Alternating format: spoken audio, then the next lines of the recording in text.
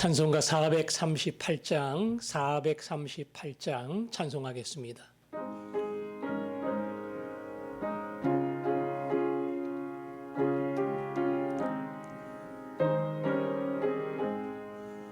내 영혼이 은총 입어 중한 죄짐 벗고 보니 슬픔 많은 이 세상도 천국으로 화하도다.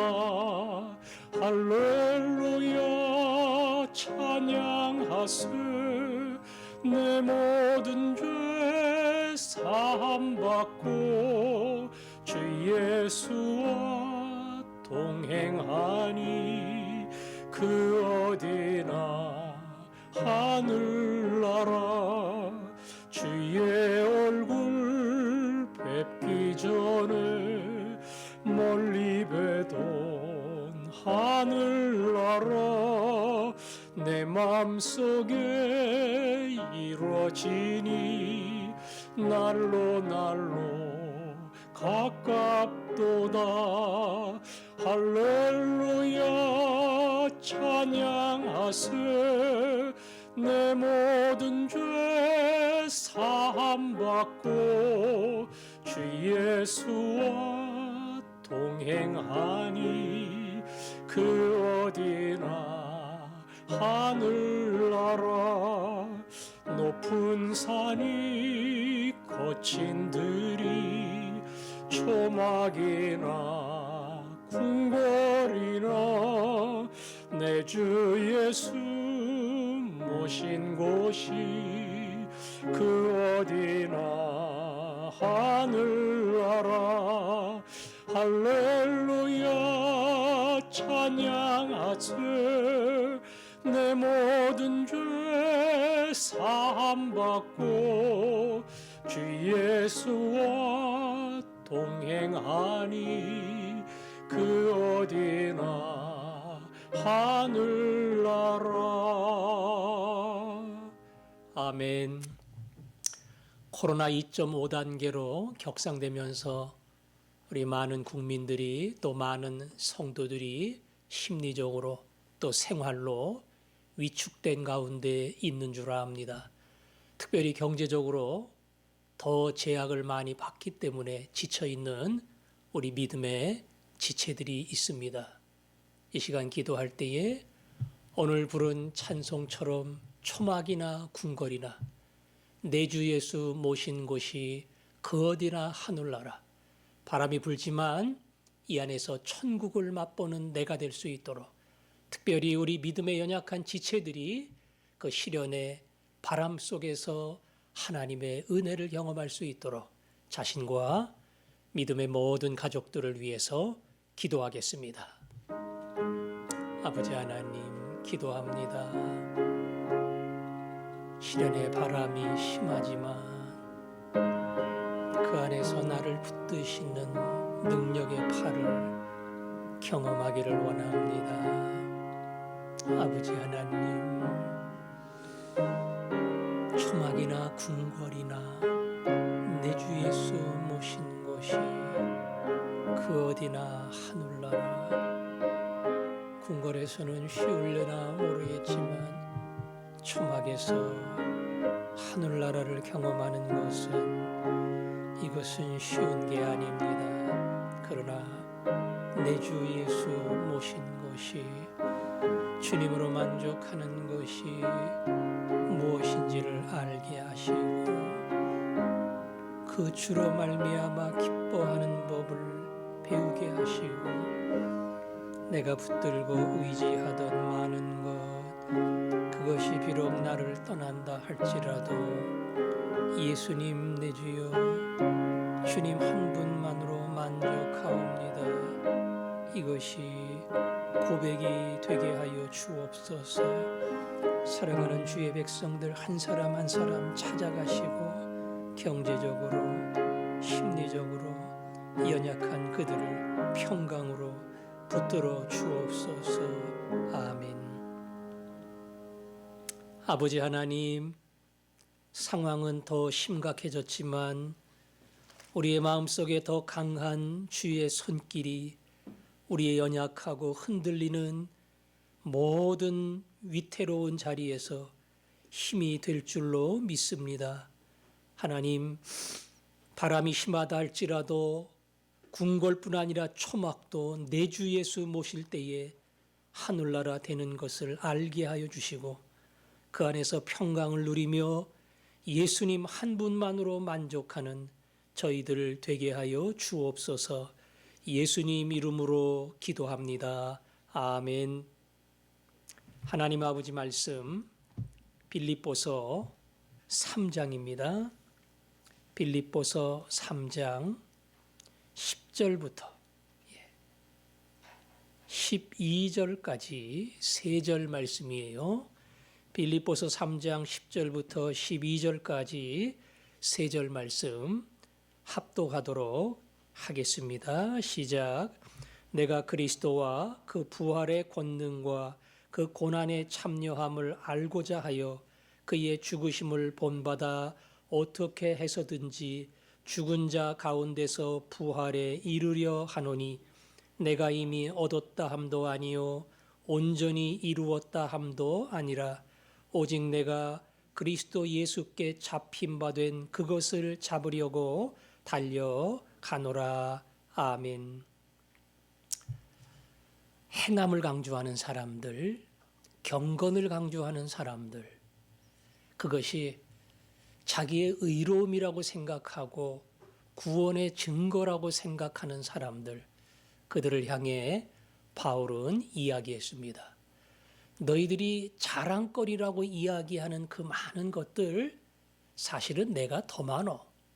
자기의 혈통과 신분과 학력과 율법을 지키는 경건과 누구에게도 부끄러움이 없는 자신의 의로운 삶에 대해서 이야기했습니다. 그러나 자기가 의로워지는 것은 내가 얼마나 의로운 경건한 인생을 살았느냐, 이 실적에 있는 게 아니고 곧 하나님을 믿는 의, 율법이 아니고 나 같은 자를 구원해 주신 하나님, 나를 위해 죽으신 예수님, 그분을 믿을 때에 내게 주시는 하나님의 의, 나는 그것으로 말미암아 죄 용서함 받고 의로운 하나님의 자녀가 되었다. 바울은 그렇게 고백을 했습니다. 그리고 오늘 10절에 보니까 내가 그리스도와 그 부활의 권능과 그 고난의 참여함을 알고자 하여 그랬죠. 그리스도를 알고 부활의 권능을 알고 고난의 참여함을 알고자 한다. 뭐 3가지로 되어 있지만 주님의 부활과 그리고 그 부활에 앞선 고난, 이것을 내가 더 깊이 알고자 하여 그랬죠. 어떻게 한다고요? 그의 죽으심을 본받아 어떻게 해서든지 죽은 자 가운데서 부활에 이르려 하노니 그랬죠? 예. 부활을 알고 싶어요. 부활의 권능을 체험하고 싶어요. 그래서 그 부활의 권능을 위해서 고난의 길을 가고 싶어요. 결과적으로는 고난의 모든 과정을 통해서 십자가의 과정을 통해서 부활에 이르려 한다. 무슨 얘기입니까? 예. 앞에 이야기한 것처럼 내가 얼마나 대단한 사람이냐? 내가 얼마나 좋은 일을 많이 했느냐? 내가 얼마나 교회를 열심히 다니고 헌금을 하고 봉사를 했느냐? 이것이 내 의의 기준이 될 수 없고 고난의 길, 십자가의 길, 다시 말하면 나 같은 죄인을 위해 죽으신 예수님, 그 십자가를 내가 깊이 깨달을 때에 죄인을 위해 부활하신 그 하나님의 큰 권능, 예수님을 살려주신 하나님의 그 은혜, 그 부활의 은혜와 권능과 그리고 새로워짐, 이것을 깨닫게 된다는 겁니다. 박해자 바울은 예수님 만나고 인생이 바뀌었습니다. 그 앞에는 수없이 자랑거리가 있었고 당당했고 떳떳하고 자기의 경건과 교회 생활에 있어 누구한테 기죽을 것이 하나도 없는 사람이었지만 예수님을 만남과 동시에 내가 큰 죄인이라는 것, 그리고 내가 하나님 앞에 나갈 수 있는 것, 그것은 십자가의 은혜밖에 없다는 것, 그리고 십자가의 은혜를 깨닫고 알 때에 부활의 권능이 무엇인가 자기는 이것을 발견하게 되었다. 십자가와 그 십자가를 지나서 얻게 되는 부활과 그리고 구원의 영광에 대해서 이야기합니다. 그 다음에 바울이 하는 이야기가 그겁니다. 12절에 내가 이미 얻었다 함도 아니요 온전히 이루었다 함도 아니라 오직 내가 그리스도 예수께 잡힌 바 된 그것을 잡으려고 달려가노라. 십자가를 통해서 부활과 새 생명의 은혜와 영광을 발견했습니다. 그리고 이제는 발견한 그 은혜를 가지고 날마다 예수님을 따라갑니다. 바울처럼 헌신한 사람이 없을 겁니다. 바울처럼 주님과 복음을 위해 수많은 고난과 위험을 감수한 사람도 별로 없을 겁니다. 말 그대로 내 생명을 조금도 아까운 것으로 여기지 않는다. 이게 바울의 열정이고 바울의 헌신이었습니다.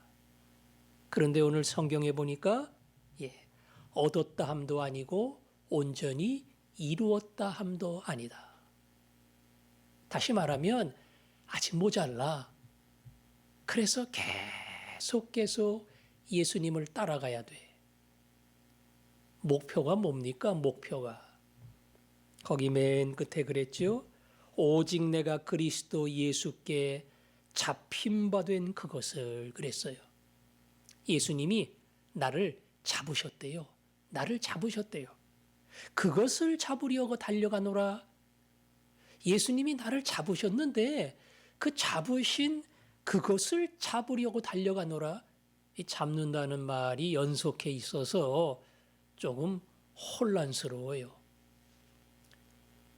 그리스도 예수께 잡힌 바 됐다는 게 뭐냐? 뭐 해석을 하다 보면 조금 복잡할 수 있습니다. 아주 쉽게 해석한 현대인의 성경은 그리스도 예수께서 나를 위해 마련한 상을 위하여 이렇게 의역을 했어요. 내가 구원받고 믿음의 길을 가면서 하나님께서 나를 위해 예비해 놓으신 하늘의 상이 있다.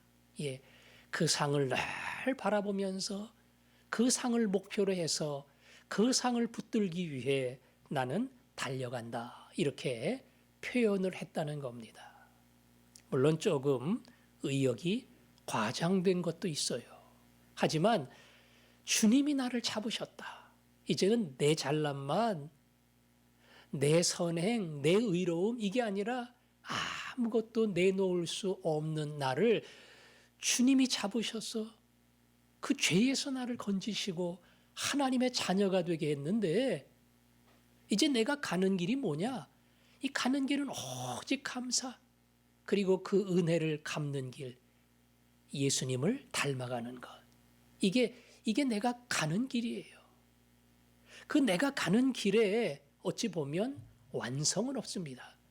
주님 부르시는 그날까지 날마다 주님이 나를 붙잡은, 주님이 요구하시는 그 자리로 한 걸음 한 걸음 나가는 겁니다. 그래서 잡힌 바 된 것 하는 것이 상이라고 볼 수 있지만 이 땅에서 날마다 예수님을 닮아가는 것, 그게 주님이 나를 잡으신 이유다. 그걸 위해서, 그 거룩한 삶을 위해서 날마다 그 자리를 향해 붙들고 잡고 따라가는 것. 내가 그 길을 달려간다. 좋은 일 많이 해서 난 구원받았다.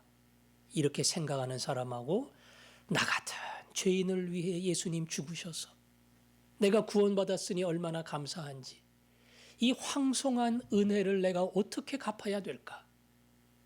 나 같은 죄와 허물과 이기적 사람이 예수님 불러주셔서 천국 백성 되었는데 이거 미안해서 은혜를 어떻게 갚나?